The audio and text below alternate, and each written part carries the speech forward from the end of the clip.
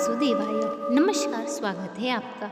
आज की वीडियो में हम बृहस्पतिवार व्रत की कथा का रसपान करेंगे। कथा को पूरी श्रद्धा पूर्वक सुने और पूर्ण सुने। बृहस्पतिवार की कथा को कभी भी आधा अधूरा न छोड़े, इससे बृहस्पति देव नाराज हो जाते हैं। वीडियो में आगे बढ़ने से पहले चैनल पे यदि आप नए आए हैं तो चैनल को सब्सक्राइब, वीडियो को लाइक और शेयर करें। कमेंट बॉक्स में भगवान विष्णु का जयकारा अवश्य लगाएं। इस वीडियो को अपने पुण्य हाथों से शेयर जरूर करें। कथा के अनुसार एक नगर में एक राजा राज्य करता था। वह बहुत ही प्रतापी और दानी था, परंतु उसकी स्त्री बहुत ही मलिनता के साथ रहती थी। ना वो किसी देवता का पूजन करती और ना ही कोई अन्य काम करती। दान पुण्य के कर्म से वे हमेशा दूर रहती और राजा को भी ऐसा करने को मना किया करती, परंतु राजा उसकी बात नहीं मानते थे। वे धर्म कार्य में अपने पैसे खर्च करते, ब्राह्मणों को दान देते और गरीब लोगों की हमेशा मदद करते। एक बार की बात है, बृहस्पति महाराज साधु के रूप में राजा के दरवाजे पर भिक्षा मांगने आए। साधु ने कहा, हे देवी भिक्षा दे दो। रानी ने कहा कि मैं इस दान और पुण्य से तंग आ गई हूँ, इस कार्य के लिए मेरे पतिदेव ही बहुत है। अब आप ऐसी कृपा करें कि सारा धन नष्ट हो जाए तथा मैं आराम से रह सकूं।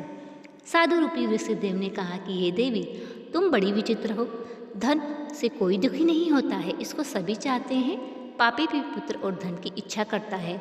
अगर तुम्हारे पास अधिक धन है तो भोजन बनवाओ, प्याऊ लगवाओ, ब्राह्मणों को दान दो और कुंवारी कन्या का विवाह करवाओ। धन को शुभ कार्यों में खर्च करो। परंतु रानी साधु की इस बात से खुश नहीं हुई। उसने कहा, मुझे ऐसी धन की आवश्यकता ही नहीं जिसको रखने और संभालने में मेरा सारा समय ही नष्ट हो जाए। साधु ने कहा कि हे देवी, मैं जैसे तुम्हें बताता हूँ, 7 बृहस्पतिवार तक तुम वैसा ही करना। अपने घर को गोबर से लीपना, बृहस्पतिवार के दिन केशों को पीली मिट्टी से धोते समय स्नान करना और राजा से कहना हजामत करवाएं, भोजन में मांस मदिरा खाना। इस प्रकार करने से तुम्हारा सारा धन नष्ट हो जाएगा। साधु के कहे अनुसार रानी ने उस प्रकार के कर्म करने प्रारंभ किए, जिससे उनका धन नष्ट हो गया और भोजन के लिए दोनों समय परिवार तरसने लगा। तब राजा ने कहा कि रानी, तुम यहाँ पर रहो, मैं दूसरे देश को जाता हूँ, क्योंकि यहाँ पर सभी मनुष्य मुझे जानते हैं, इसलिए मैं यहाँ कोई कार्य नहीं कर सकता। मैं परदेश जा रहा हूँ। इस प्रकार राजा चला जाता है। इधर रानी और उसकी दासी यदि किसी दिन भोजन मिलता, किसी दिन जल पीकर ही रह जाती। एक दिन रानी और दासी को 7 दिन बिना भोजन किए व्यतीत करना पड़ा। तब रानी ने कहा कि पास ही के नगर में मेरी बहन रहती है, वह बड़ी ही धनवान है, उसके पास जा और 5 सेर भेजर मांग कर ले आ। दासी रानी के घर गई। उसने कहा, रानी, आपकी बहन ने मुझे भेजा है, मुझे 5 सेर भेजर दे दो। परंतु रानी की बहन ने कोई उत्तर नहीं दिया, क्योंकि उस समय वह बृहस्पतिवार की कथा सुन रही थी। उसने कहा कि हे रानी जी, मुझे भेजर दे दो, परंतु उसने कोई उत्तर नहीं दिया। वह लौट आई और अपनी रानी से कहने लगी, आपकी बहन तो बहुत ही घमंडी है, वह छोटे लोगों से बात भी नहीं करती। मैंने उससे कहा तो उसने कोई उत्तर नहीं दिया। तब रानी ने कहा कि इसमें उसका कोई दोष नहीं है, जब बुरे दिन आता है तो कोई भी सहारा नहीं देता। इस प्रकार रानी की बहन ने सोचा कि बहन की दासी आई थी, परंतु मैं उससे नहीं बोली, इससे वह बहुत दुखी हुई होगी। इस प्रकार वह कथा सुन भगवान विष्णु का पूजन समाप्त कर अपने बहन के घर जाती है और कहती है कि हे बहन, दासी मेरे घर गई थी, कहो क्यों गई थी। तब बहन कहती है, वैसे तुमसे कोई बात छिपी नहीं है, हमारे घर अनाज नहीं था, इसलिए मैंने तुम्हारे पास 5 सेर भेजर लेने के लिए भेजा था। तब रानी की बहन ने कहा कि भगवान विष्णु सबकी मनोकामना पूर्ण करते हैं, देखो तुम्हारे घर में अनाज रखा होगा। इस प्रकार दासी घर के अंदर गई। उसे एक बड़ा घड़ा भेजर का भरा मिला। उसे बड़ी ही हैरानी हुई, क्योंकि उसने एक एक बर्तन देख लिया था। बाहर आकर रानी से कहने लगी, रानी जी, वैसे हमको अन्न नहीं मिलता तो हम रोज़ ही व्रत किया करते हैं, अगर इनसे व्रत की विधि पूछ ली जाए तो हम भी किया करेंगे।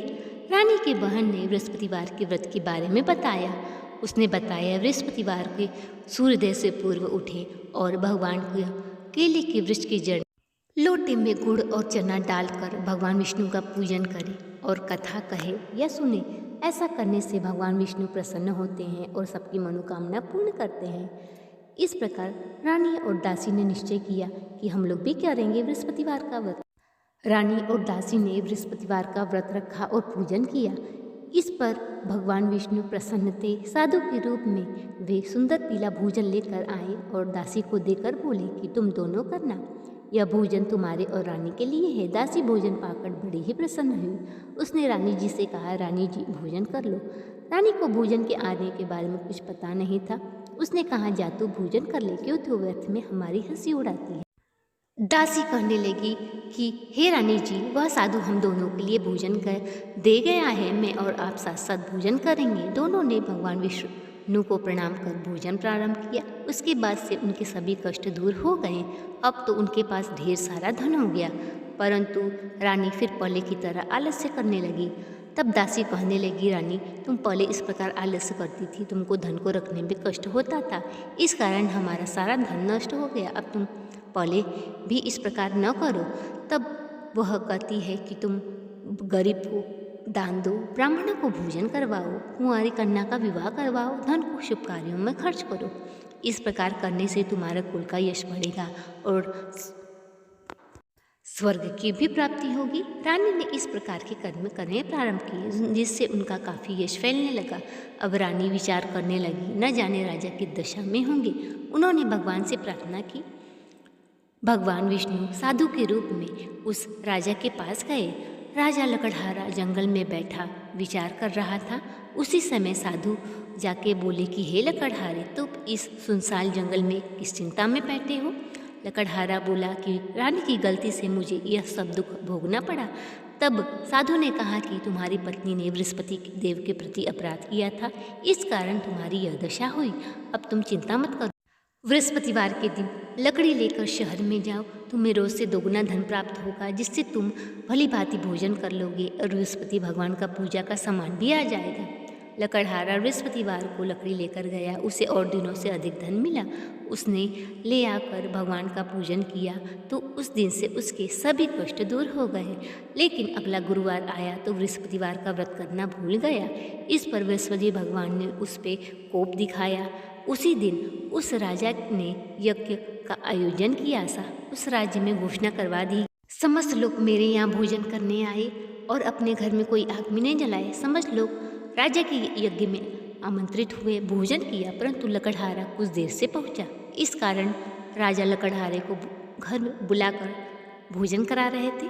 महल में जब राजा भोजन करा रहे थे तब राजा की दृष्टि उस खूंटी पर पड़ी जिस पर उसका हार लटका हुआ था। राजा को हार खूंटी पर लटका दिखाई नहीं दिया। उसे निश्चय हुआ लकड़हारे ने हार चुरा लिया है। उसे जेल में डलवा दिया गया।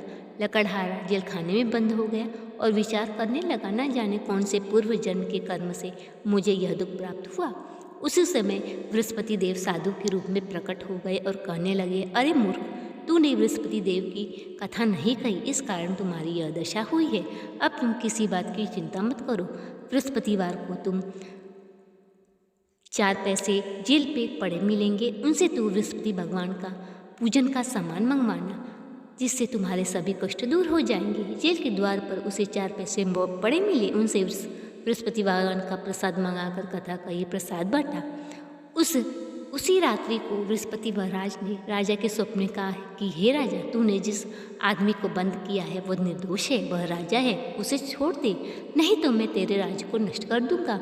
अगले दिन राजा उठा और लकड़हारे को बुलाकर क्षमा मांगी। राजा के योग्य सुंदर वस्त्र आभूषण उसे दे दिया और विदा कर दिया। जब राजा अपने नगर के निकट पहुंचा तो उसे बड़ा ही आश्चर्य हुआ, क्योंकि उसमें बहुत सी धर्मशाला, मंदिर आदि बने हुए थे। राजा ने पूछा, ये किसकी बाग और धर्मशाला है? सब लोग कहने लगे कि ये रानी और दासी द्वारा बनवाए गए हैं। तब राजा ने निश्चय किया और उसे क्रोध भी आया। जब रानी ने सुना कि राजा आ रहे हैं तब वह दासी से कहने लगी कि देख, हमें राजा कितनी बुरी हालत में छोड़ गए थे, हमारी ऐसी हालत देखकर कहीं लौट न जाए, इसलिए तू दरवाजे पर खड़ी हो जा। दासी दरवाजे पर खड़ी हो गई और राजा को अपने साथ महल में ले आई। राजा ने तलवार निकाली और पूछा, बताओ तुम्हें यह धन कैसे प्राप्त हुआ? तब रानी कहने लगी, ये हमें धन बृहस्पति देव के प्रभाव से प्राप्त हुआ है। तब राजा ने निश्चय किया कि 7 रोज तो सभी बृहस्पति भगवान का पूजन करते हैं लेकिन मैं दिन में 3 बार कथा करूँगा और रोज़ व्रत किया करूँगा। अब तो राजा के दुपट्टे में हर समय चने की दाल बदी रहती। कुछ दिन बाद राजा ने निश्चय किया कि चलो मैं अपने बहन के यहाँ जाऊँगा। इस प्रकार वो घोड़े पर सवार होकर चल दिया। मार्ग में उसने देखा कि कुछ आदमी मुर्दे को लिए जा रहे हैं। उसने कहा कि अरे भैया मेरी कथा सुन लो। कुछ आदमी बोले हमारा तो आदमी मर गया है, परंतु कुछ बोले अच्छा कहो हम तुम्हारी कथा सुनेंगे। इस प्रकार राजा ने दाल निकाली, कथा कहनी शुरू कर दी। कथा समाप्त होते हुए मुर्दा उठ खड़ा हो गया और राम राम करते हुए जिंदा हो गया। अब राजा आगे बढ़ा। किसान में एक हल चलाता मिला।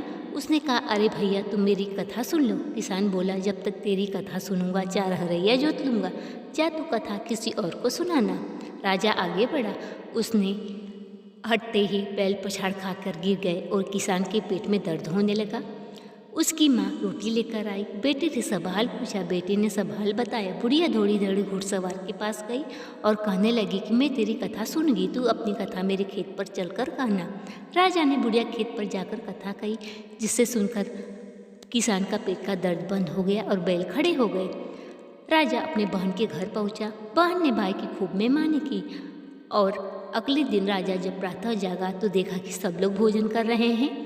राजा ने पूछा कि ऐसा कोई मनुष्य हो जिसने भोजन न किया हो, जो मेरी बृहस्पतिवार की कथा सुन ले। तब रानी कहने लगी कि हे भैया, यहाँ तो सब लोग भोजन करते हैं, बाद में अन्य काम करते हैं। अगर कोई पड़ोस में हो तो दिखाती हूँ। इस प्रकार वो देखने चली गई। उसे पता लगा कुम्हार के घर किसी ने भोजन नहीं किया है, क्योंकि उसका लड़का 3 दिन से बीमार था।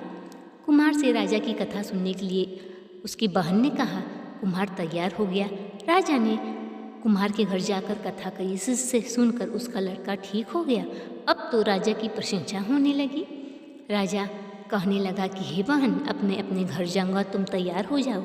राजा की बहन ने सास से भाई के साथ जाने की आज्ञा मांगी। सास बोली चली जा, परंतु किसी लड़के को मत ले जाना, तेरे भाई को कोई संतान नहीं होती। तब वह कहने लगा कि हे बहन, जब कोई बालक नहीं जाएगा तुम जाकर क्या करोगी। इस प्रकार वह उदास होकर अपने घर लौट आया और रानी से कहने लगा कि हमने संतान है, इसलिए कोई भी हमारे घर आना पसंद नहीं करता। तब रानी कहने लगी कि बृहस्पति देव ने हमें सब कुछ दिया है, संतान भी अवश्य देंगे। उसी रात्रि को बृहस्पति देव ने राजा के स्वप्न कहा कि हे राजा, उठ, सोच, सभी सोच त्याग दे, तेरी रानी गर्भवती है। 9वें महीने रानी के गर्भ से एक सुंदर पुत्र पैदा हुआ। तब राजा की बहन भाई के पास बधाई लेकर आई। राजा की पत्नी रानी कहने लगी कि घोड़ा चढ़कर नहीं आई, गधा चढ़ी आई। तब राजा की बहन कहती है, हे भाभी, मैं इस प्रकार न करती तो तुम्हें औलाद कैसे मिलती। बृहस्पति देव ऐसे ही है, सबकी मनोकामनाओं को पूर्ण करते हैं। जो श्रद्धापूर्वक कथा को पढ़ता है, सुनता है और दूसरों को सुनाता है, बृहस्पति देव उसकी सभी मनोकामनाएं पूर्ण करते हैं। बोलो बृहस्पति महाराज की जय। तो ये थी आज की कथा। वीडियो पसंद आया हो तो चैनल को सब्सक्राइब, वीडियो को लाइक और शेयर करें। कमेंट बॉक्स में भगवान विष्णु का जयकारा लगाएं। मिलते हैं अगले वीडियो में, तब तक के लिए नमस्कार।